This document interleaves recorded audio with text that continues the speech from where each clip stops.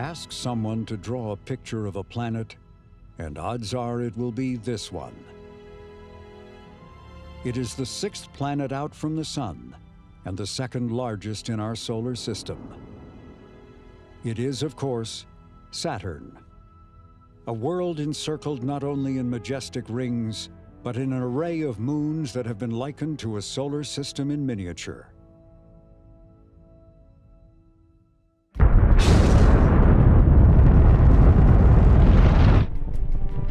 In 1997, an international mission was launched to Saturn that would, for the first time, attempt to place an orbiting spacecraft around the planet and land a probe on a moon in the outer solar system. But this was a mission that had to fight its way to the launch pad. We're going to have to operate under a very strict fund ceiling, one that is imposed by Congress. This will require doing business in a drastically different way than we've done before. It took a lot of time, a lot of negotiating, a lot of compromises to make that work. The first time I saw the spacecraft together, when we stacked without the blankets, we were without words standing out there. The journey to Saturn would take 7 long years. But the success or failure of being captured into orbit depended on what would happen during just 3 hours. Go ahead, telecom. The engine better fire, otherwise we'll end with a flyby. Copy. ACS fall protection. I think as a ring scientist, my greatest concern was really crossing through that gap in the F and G rings. It would only have taken one marble-sized particle in the wrong place in the spacecraft to perhaps have ended the mission. So I would lie in bed at night and think about, what other test should we do? What other question should I be asking? What should we be poking at here that we haven't done yet? SAP, SOI systems. We chased everything that could go wrong down the rabbit hole. We went down every path of, if this goes wrong, what do we do? If that goes wrong, what do we do? And this was one of those moments where you're either in orbit or you're a billion-dollar flyby. Closest approach is just a little over 2 minutes away. Predicted temps today, minus 226 degrees Fahrenheit, winds of 1,100 miles per hour, hurricanes the size of the Earth. Cassini would do well to batten down the hatches.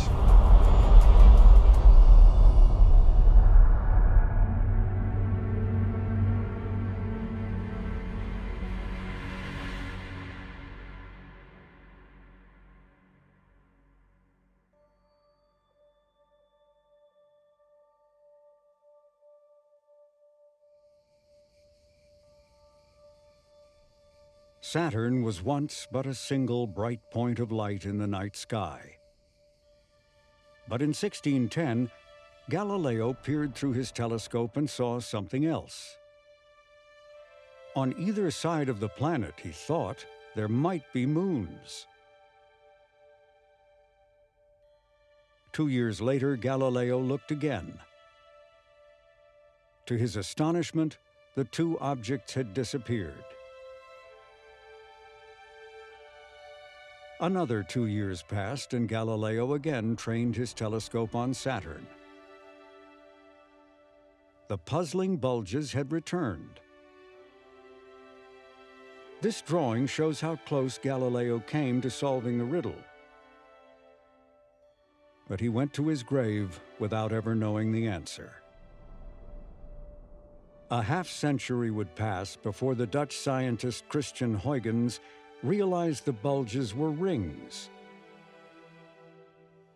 As for their appearing and disappearing, Huygens realized that was caused by Saturn's tilting.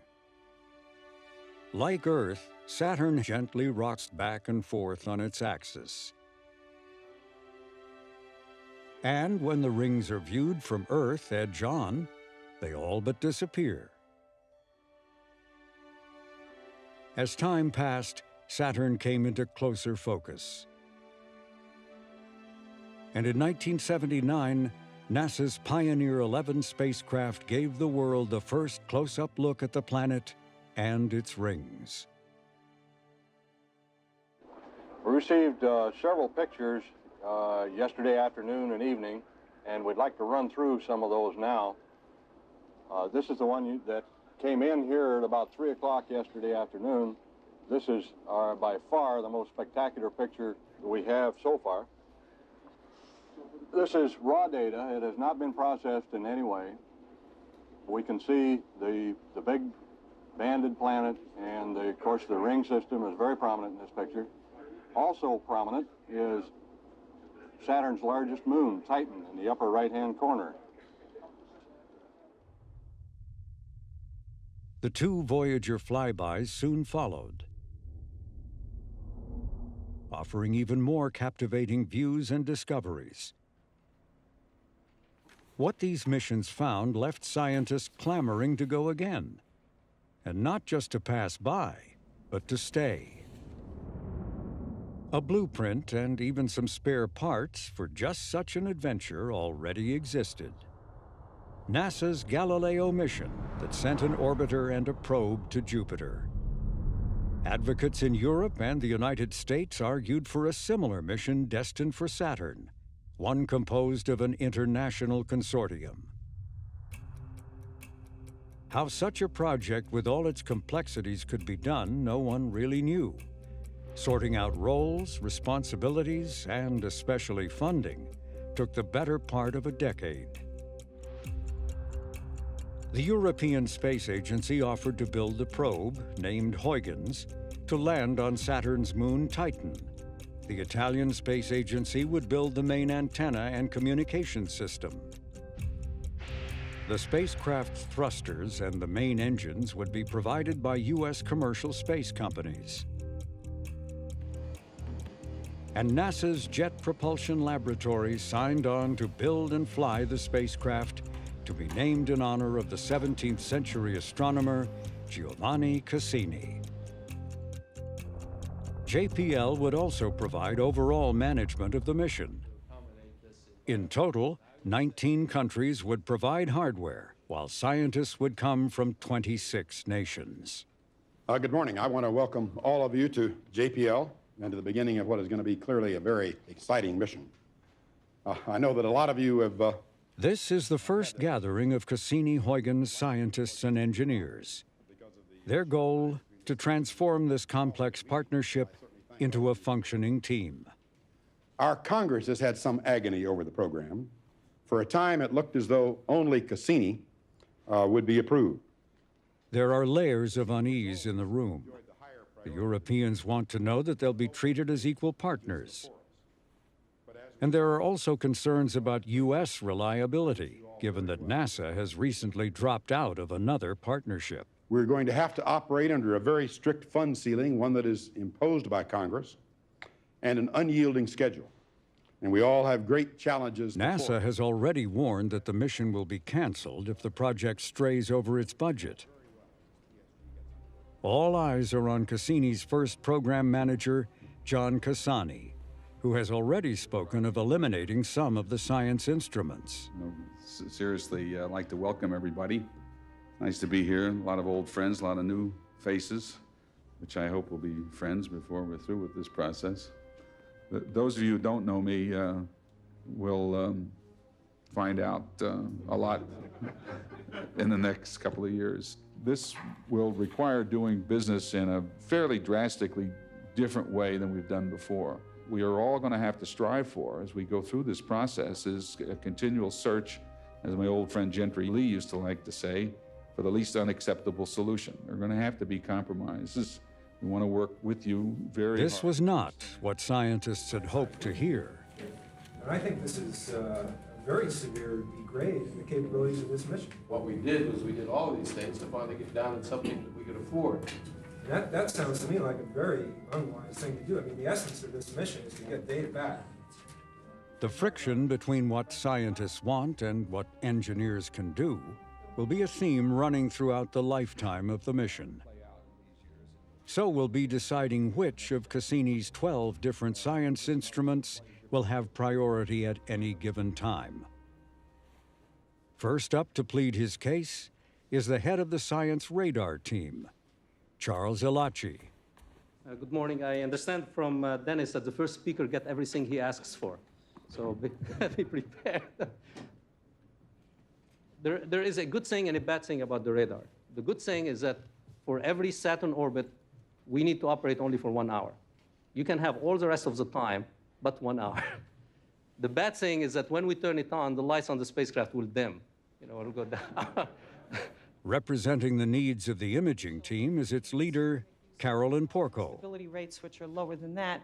After all, we know what it will take to image the objects at Saturn that we know are there. My question is, what is it that's there that we don't know, and we want to have a very stable platform and be able to do long exposures. These are issues that ring scientists stay up late at night worrying about. We are running a bit behind schedule, so we shall skip the coffee break, but there is still coffee for those who can't survive. One after another, the science teams take to the podium to make their pitches and at times to express their displeasure. Okay, this is one of the smaller teams, and I suppose one of the smaller instruments, although perhaps not as small as the project might like. I'm afraid I have to say that we have to have an instrument that performs best within the planetary environment. So life is not as simple as perhaps some people have seen it. The other challenge that we've had here is a recognition over the past few months that the... Hoping to resolve these conflicts, Cassani offers up an unexpected plan to put the scientists more in control. Spacecraft, we need to incentivize you to do the best job of making the best estimates of what it's going to cost at the time of confirmation. And then instead of having decisions made from the top down, Cassani proposes establishing a trading system. Each science team will be given a defined amount of money, mass, power, and data rates. If later they need more of anything, they will have to work with the other teams to solve their problem. The scientists agree to this unusual bartering system. It is the first major step in building a functioning international team. Any questions? All right, Dennis, thank you.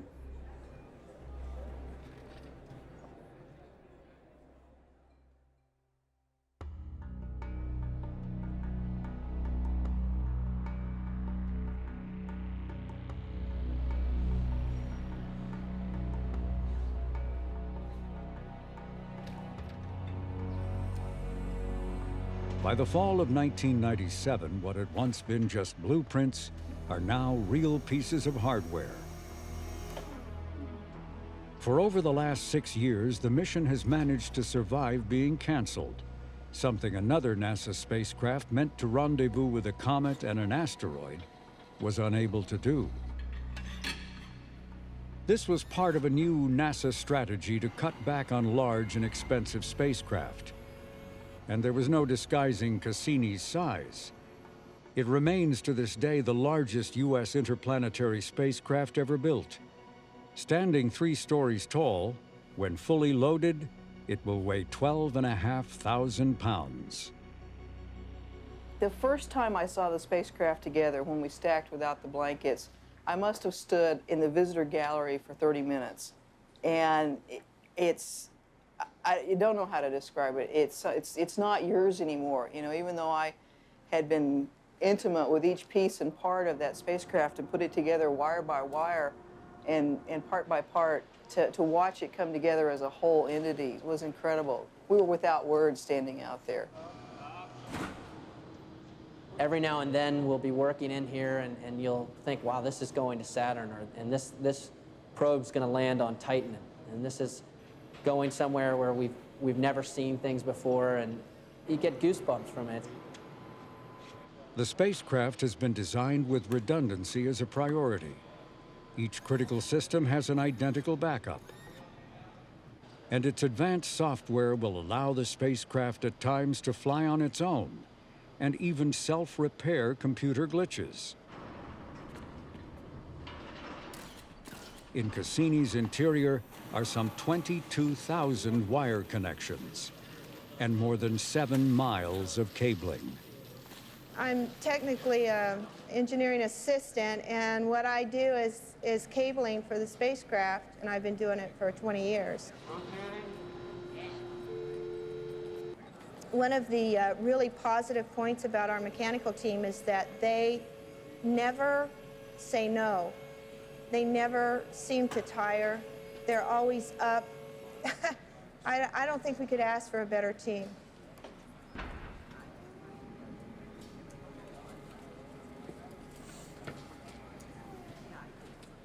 One of the last assembly tasks is to cover this bare spacecraft with blankets.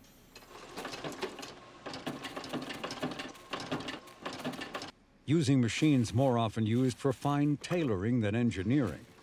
This reflective material is cut to protect the spacecraft early in the mission, when it flies toward the sun. This black fabric will do the opposite, absorbing and retaining heat out at Saturn, where sunlight is only 1% the strength found at Earth. The layers will also provide shielding from micrometeoroids, tiny particles of dust that could damage the spacecraft's electronics. This is tedious work, cutting, stitching, and fitting hundreds of individually measured pieces. It is a job made even more challenging knowing that this intricate space quilt, like all of Cassini's major components, will have to be unmounted for shipping to Florida, where everything will be reassembled again. We have had less problem with this than I can remember having on any other spacecraft.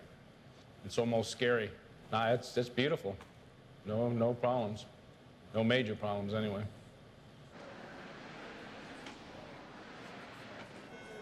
While transforming Cassini from a blueprint into a real spacecraft had gone exceptionally well, getting to the final design had been tortuous. Facing budget cuts, the project was forced to make another least unacceptable decision.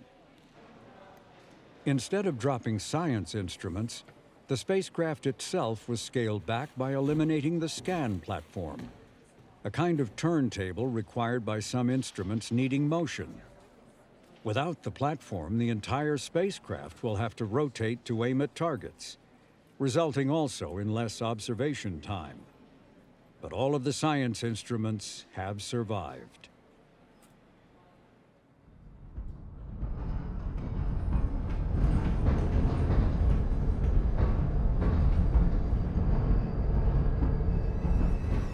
Operations are now almost complete for the launch of Cassini-Huygens.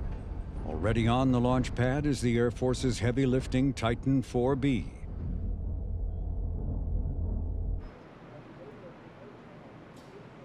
Cassini and the probe have been reassembled.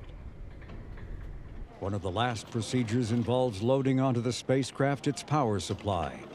72 pounds of plutonium encased in what are called radioisotope thermoelectric generators, or mercifully called for short, RTGs. RTGs have been used on previous missions, but recent nuclear power plant accidents and the loss of the Space Shuttle Challenger have heightened public fears of a launch accident spreading nuclear debris.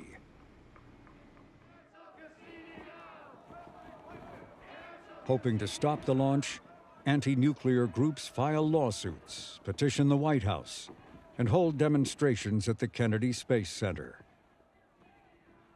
Since this is the last public forum to assure the public that everything is going to be all right, could you do that one last time and use your best argument to persuade perhaps some of your opponents? RTGs were designed for accident conditions. We've designed them, we've tested them, we've analyzed for it. We've gone through a very lengthy review process. And in fact, these are very safe to use. There's not a risk to the public, even if there is an accident. Would you all confirm your faith in this mission by telling us how many family members, kids and grandkids you have here watching this launch with you? Well, I have 30 members of my family here right now, including my 2 granddaughters. There's more on the way. Here or on the way? I don't know if I have more grandchildren on the way, but I have more family on the way. The reality is there's no technology on the horizon that has the promise to be available in the foreseeable future at all that could be used for obtaining power way in outer space where there is effectively very little sunlight. At Saturn, we've got about 1% of what we have here on Earth. We know Cassini is safe. The generator is designed to be robust in the environments. We do not rely on success. We make it compatible with the environments that might be generated, and it's safe. I invited everyone I love to the launch. Will there be information on the success of this launch, too? Absolutely. You can find us with a bottle of champagne someplace.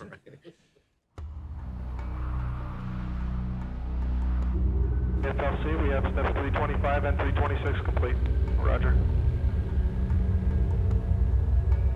EA and LCC, 327, 328 on time. EA, Roger. LCC, Roger. The Air Force Launch Controller has given a clear to launch. We've got go from the range to proceed with the countdown. Launch sequence started.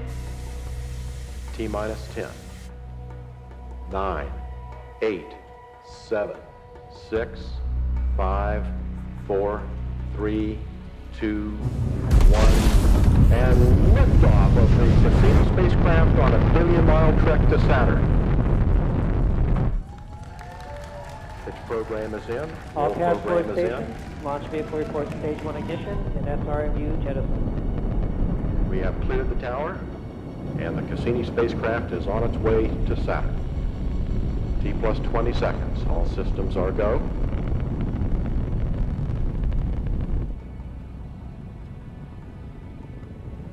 Standing by for solid rocket booster separation.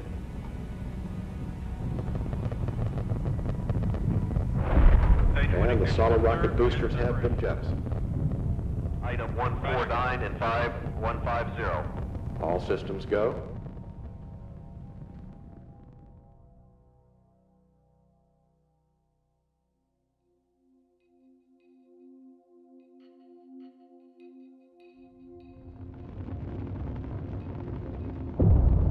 All task force stations. Ops engineer.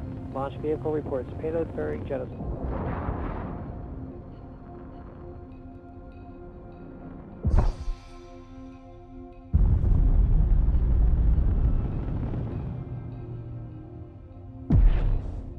This launch was, for all practical purposes, perfect.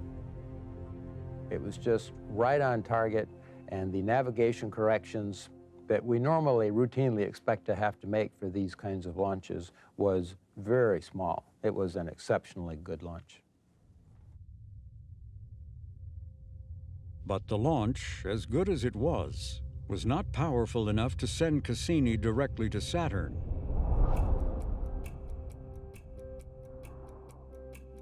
To get there, mission designers had long before devised a flight path, using Mother Nature to gain extra boosts of speed by flying by planets, what are called gravity assists. Cassini's route required 2 inward swing-bys at Venus, next back to Earth, then outward to Jupiter, and finally on to Saturn. In all, a journey of over 2 billion miles, lasting nearly 7 years.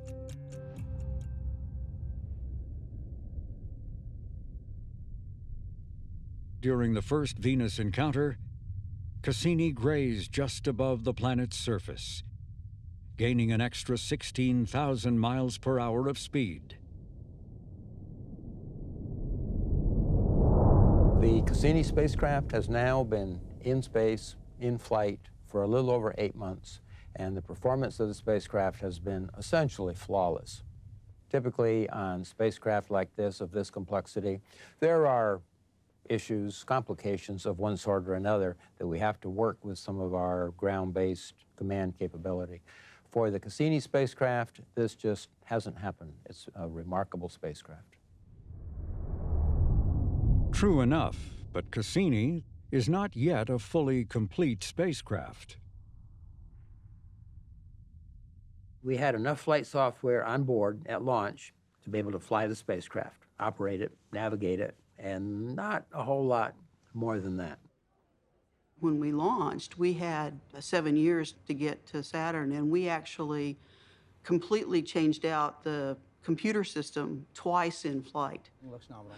We would take the old computer software and then load up the new software in the backup computer, watch it for a while, make sure it was stable, and then we would swap and make the backup the prime computer, make sure it was stable.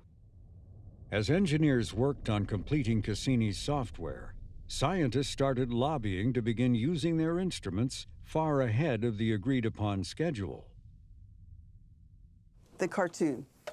You got to see the cartoon. You got to see the whole thing. So the idle spacecraft is the Devil's Playground. For the first 3 years, we weren't supposed to do anything. We were supposed to fly a rock, and we were just going to go take the spacecraft, correct it engineering-wise, fly it by Venus a couple times by Earth, and we really weren't going to do much science. And here were the scientists saying, you've got this great spacecraft, everything's working on it, you don't have to check, you don't have to redo your thermal, you don't have to redo this, let's do science. And so I came in one day, and this was on my door. The idle spacecraft is a Devil's Playground.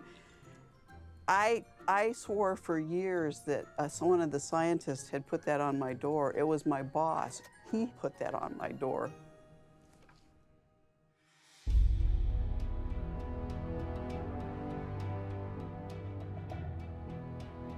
For the most part, the scientists were accommodated. But the project's priority was first getting safely past the Earth, which occurred in the summer of 1999, giving Cassini another 12,000 miles per hour of speed.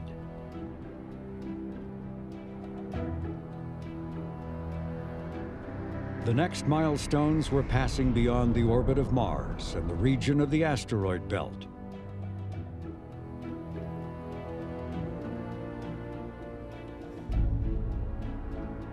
Then came Jupiter, where Cassini saw raging storms, some centuries old. Cassini also teamed up with the venerable Galileo spacecraft to jointly measure Jupiter's magnetosphere, a bubble of charged particles trapped within the planet's magnetic field. At closest approach, Cassini took this image. At that time, the most detailed view of Jupiter ever seen.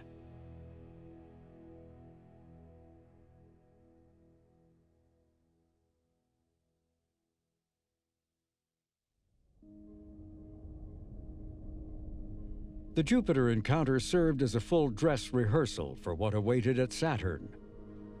It revealed there was work to be done in addressing Cassini's design compromise. The lack of the scan platform that would have allowed simultaneous use of science instruments needing either to move or to be rock steady. It meant you had to turn the spacecraft every time you wanted to point an instrument someplace. And we had 12 instruments, and each instrument generally had different pointing druthers, if not, in fact, hard and fast pointing requirements. And so it was there was an awful lot of negotiation that went on between the different science teams, the different instrument representatives, and deciding who was going to get to control the pointing of the spacecraft when. It took a lot of time, a lot of negotiating, a lot of compromises to make that work. Despite this restraint, Cassini could now boast of being the most capable interplanetary spacecraft ever sent out into the solar system.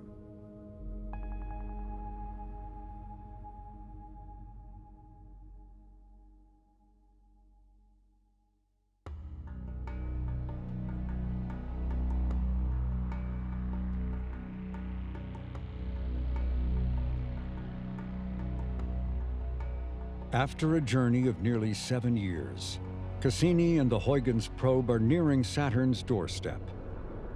Whether 2 decades of dreaming, planning, building, and undertaking this arduous journey will be rewarded will soon be known.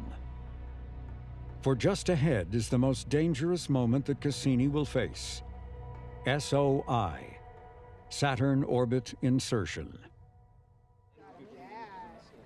No one is more excited or anxious about this moment than Charles Elachi.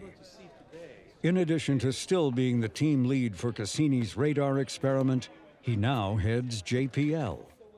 Cassini is probably one of the most exciting missions ever undertaken by the U.S., and it deserves more credit.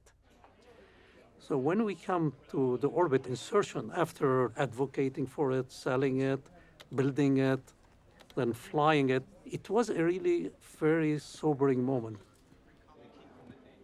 The engine better fire, otherwise we'll end with a flyby.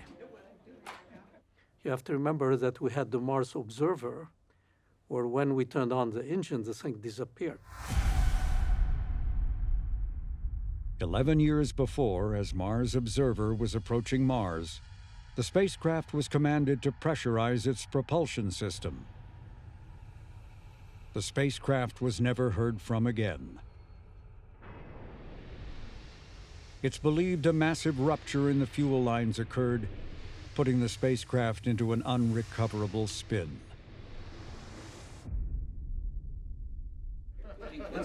It's okay to sit down. Take about 15, 20 minutes. This is Bob Mitchell, who's the project manager.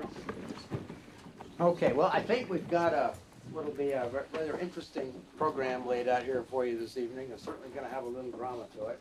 Up this axis I was is Delta. kind of confident, but I was worried, concerned, nervous might be the best word as well.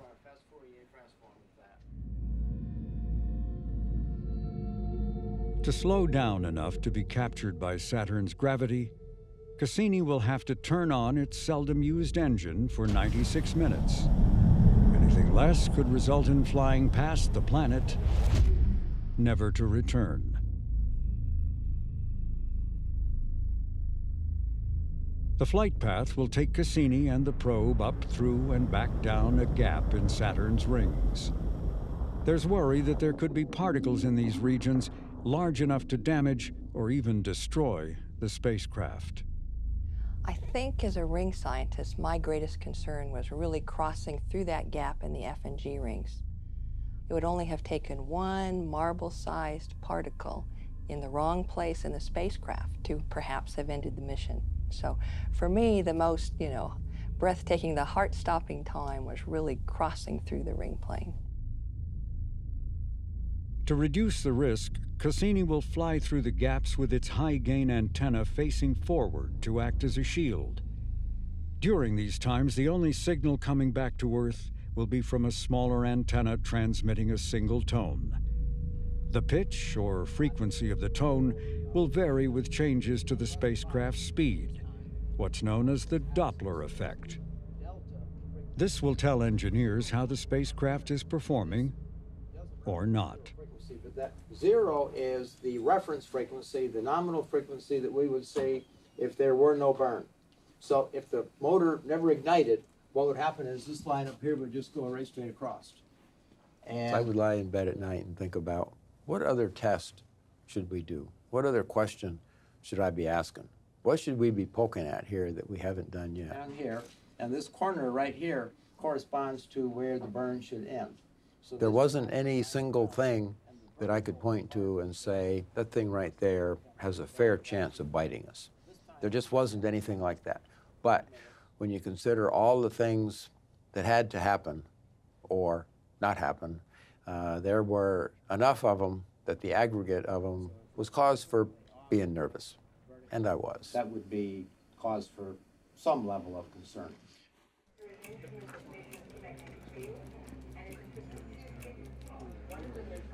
SOI was just such a team effort. We chased everything that could go wrong down the rabbit hole. We went down every path of, if this goes wrong, what do we do? If that goes wrong, what do we do? There were 10,000 tests run to put together that insertion.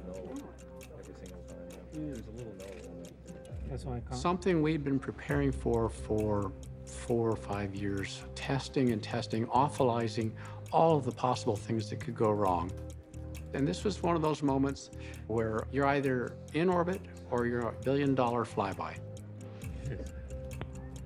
System, telecom off net for 1. Copy, telecom. Things continue to go well in Cassini Mission Control. We're approximately 33 minutes from burn start. There's our flight director, Julie Webster. This is one person we hope to not hear from tonight. This is System Fault Protection Engineer, Paula Morgan. And if we hear from fault protection, that means we've had some sort of anomaly on the spacecraft. Doug Johnson, our radio science and SOI communicator, he's the one reporting most of the events we'll see tonight through that Doppler signal. Also on console is Jan Berkeley. She first worked at JPL as a college intern. Now she's a key member of the Cassini team that creates the computer sequence commands that operate the spacecraft. We would run them, make sure that there were no problems with that. If we needed to do testing, we would schedule testing. We were the ones that actually sent them to the spacecraft. And then we watched them clock out. That was the tense moment, was not pushing the button, it was waiting for it to come back. That worked. And Saturn was so far away that it would take 3 hours just to get there and come back. Current speed of the Cassini spacecraft, 22.2 kilometers per second, which is just under 50,000 miles an hour, and increasing as Saturn's gravity draws us in. That's Shin Hu, our SOI systems engineer. Shin has eaten, breathed, slept, and lived SOI for many years. Tonight is his big night. All stations on net, SOI systems.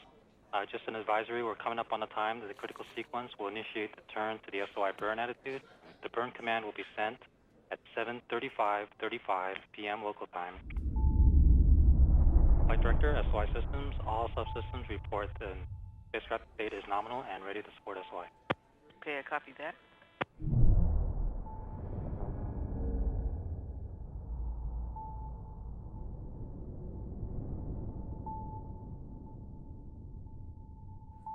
SOI comm, Flight Director.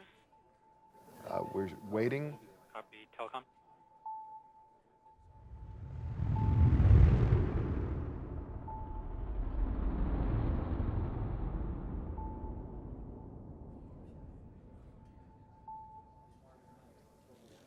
A JPL tradition has begun, starting in the back of the mission support area. This is the consuming of the lucky JPL peanuts.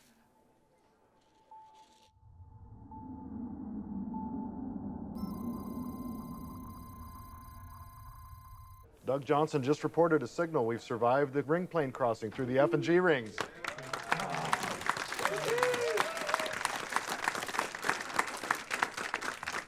One hurdle down, one to go with the start of the burn, a mere 9 minutes away. Ace Flight Director on FSO Court. Go ahead. Are you still tracking Canberra on B2? That's affirmative. Let's go ahead and switch Canberra over to B0. Correct.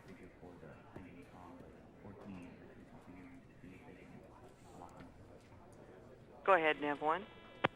We can confirm that we're receiving one-way data from the DSN. One-way Doppler from DSS 14. Yes, that's affirmative. Navigation can also confirm we're receiving the Doppler data. We've been able to verify that the turn to the SOI burn attitude is complete. We're approaching 2 minutes before the SOI burn. Hopes and dreams of thousands of scientists and engineers are resting on the next few moments. So Godspeed, Cassini-Huygens. May we see you in orbit.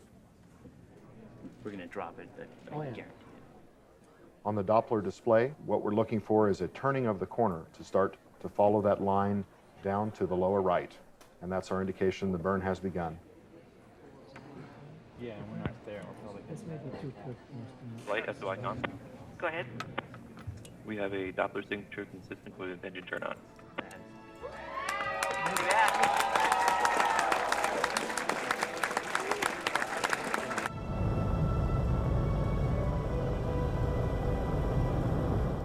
Lots of high fives and celebrations in mission control.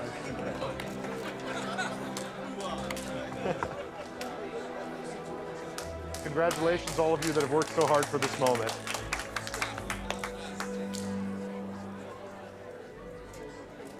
One minute down, about 96 minutes to go.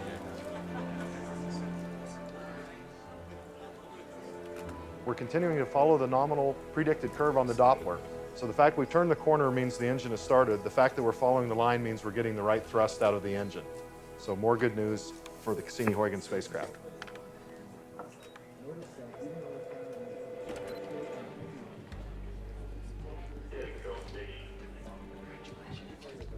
go. Way to go. There's now 90 minutes of waiting until Cassini's engine is to stop firing. The lull in the action affords a rare opportunity to give members of Congress who are on hand a very up-close and personal tour.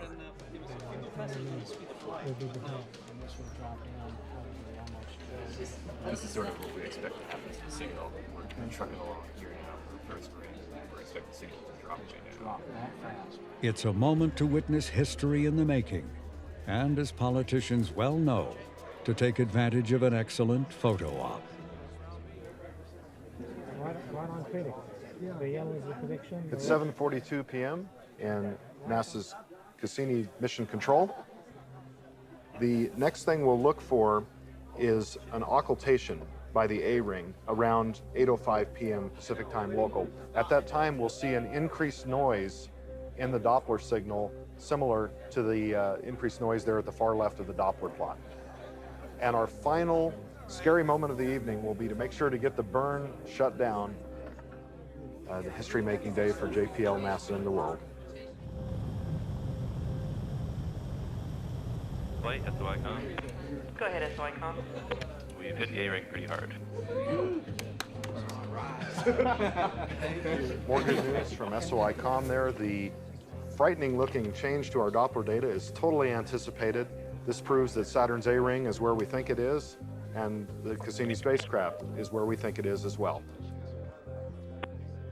We're continuing to track a 2 to 3 dB signal with occasional outages through the A-ring, and we expect to see a nice strong signal when we hit the Cassini division coming up. Copy, that sounds good.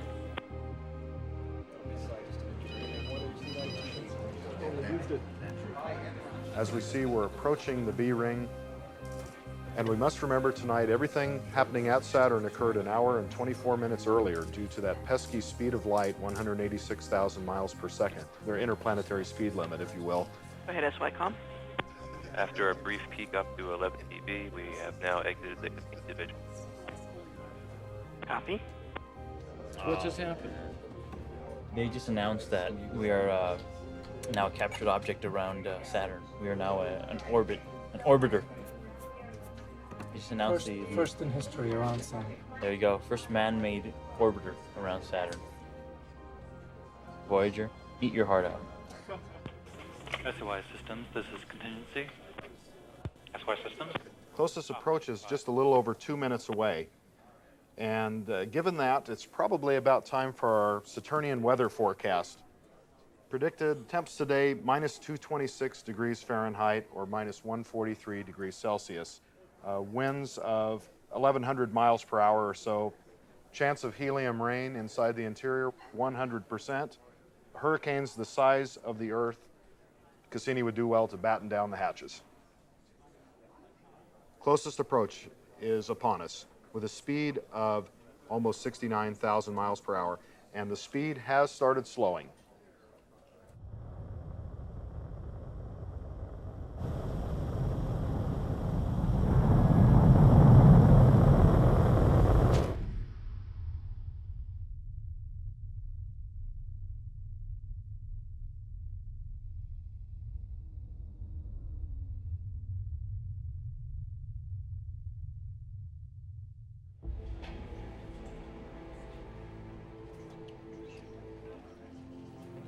Flight, SOICOM. Go ahead, SYCOM. The Doppler has flattened out.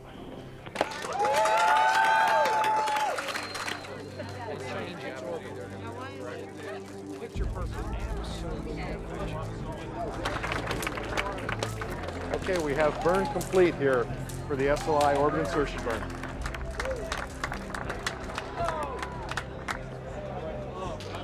Congratulations continue in mission control. The high fives begin in the back of our mission support area.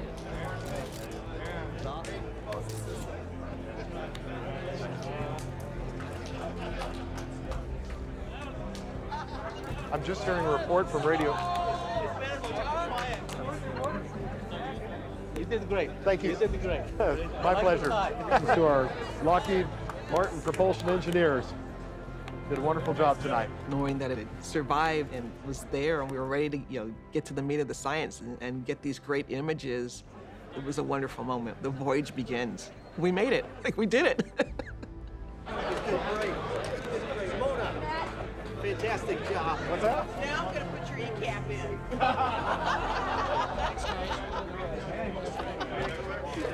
I was just informed by my management she'll put my performance evaluation in. I'm glad she waited till our success tonight. SOI. SOI. We're in. We're there.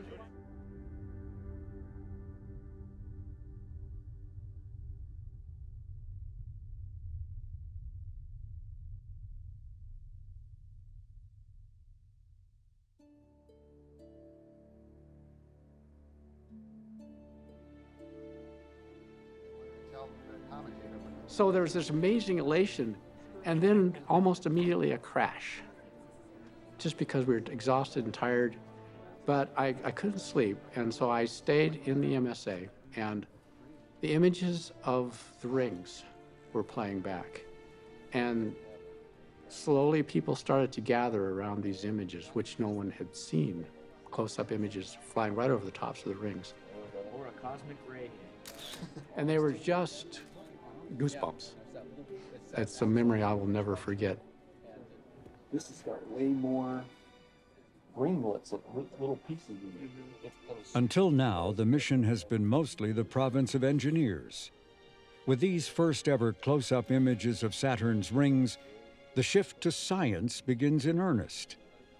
And there are hints of major discoveries ahead from what already can be seen. I don't think you have to be a ring scientist to imagine what last night was for us. It was beyond description, really. It was mind-blowing. It was every adjective you could think of. I'm surprised at how surprised I am at the beauty and the clarity of these images. They are shocking to me. The spacecraft allows us a very steady platform. This machine, you turn it, you point it, and it stays there. It's like a tripod in space. Anyway, I think ring scientists are going to have a field day. So, thank you. Wow.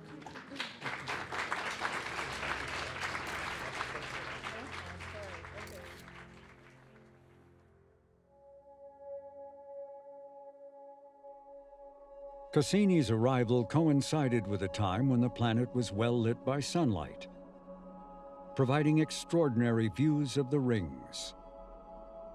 Saturn plus the rings span about 250,000 miles, and they would fit in between the Earth and its moon. And yet, for all of its wide expanse, the rings themselves are paper thin, only about 10 feet thick. If you could scoop up all the ring particles, they would be less massive than one of Saturn's small moons named Mimas. From a distance, the rings cast off a sense of serenity, but they are as complex and chaotic as they are beautiful.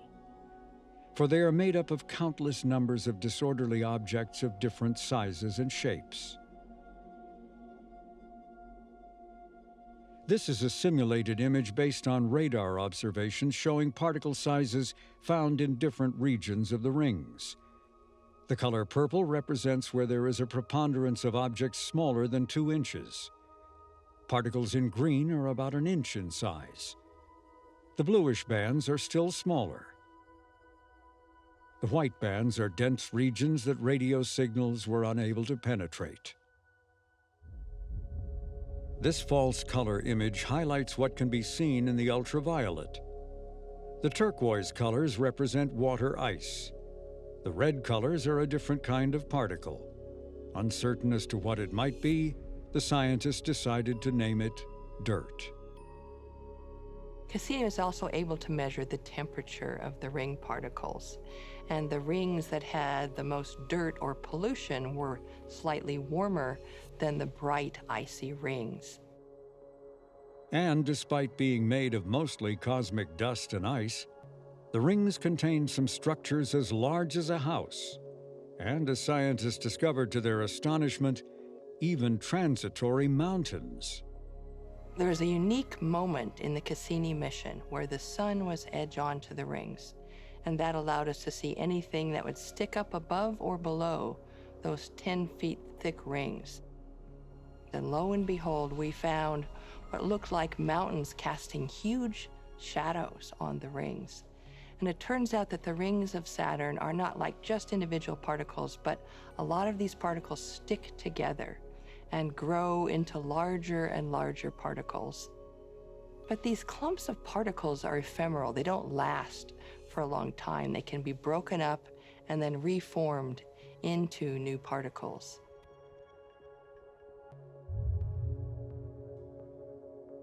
Saturn's moons and smaller moonlets also influence the rings. Even orbiting rubble piles hold a kind of sway.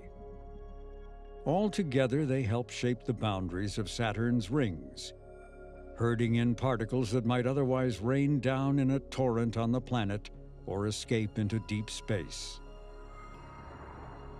Meanwhile, particles from some of Saturn's moons are constantly shedding off, helping to preserve existing rings or creating new ones.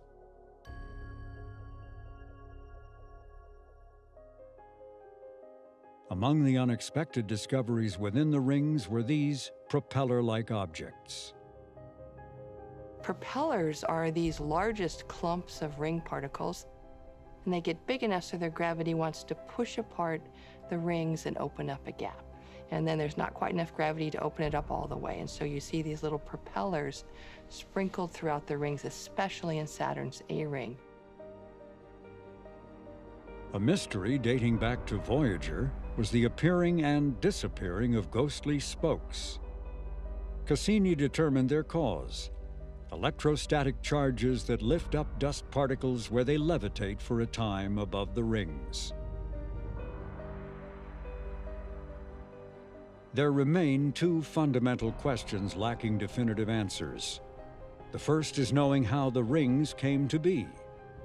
So many things about the rings are unexplained even now. There are a lot of ideas for how Saturn's rings initially formed.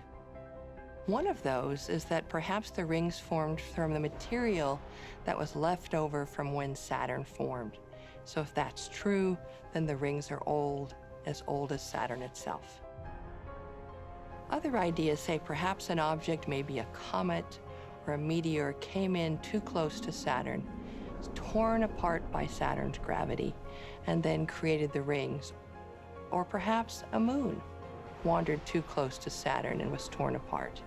And so then the rings could be as young as maybe only 10 or 100 million years old. Along with determining the origin of the rings, understanding their fate is also an unanswered question. But the adage that nothing lasts forever likely applies even to them. As micrometeoroids continue to bombard the rings, and some of the innermost particles fall into Saturn and actually water the planet, the rings are getting lighter and lighter with time.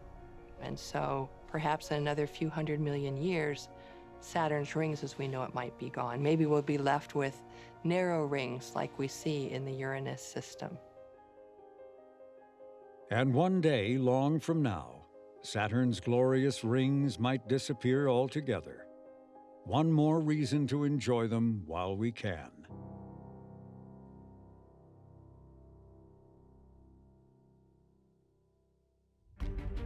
Next time on JPL and the Space Age, Part 2 of Triumph at Saturn.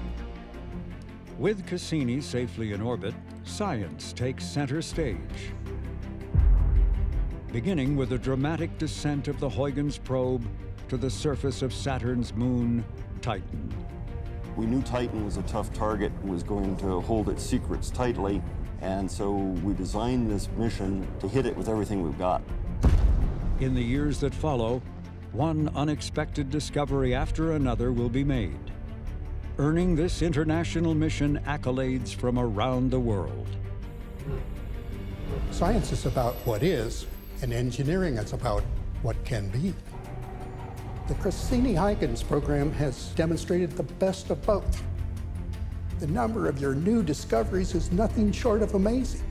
I would say Cassini's discoveries fundamentally altered the way we look at our solar system. Around one planet, we find two moons that could potentially be habitable, have the key ingredients to support life.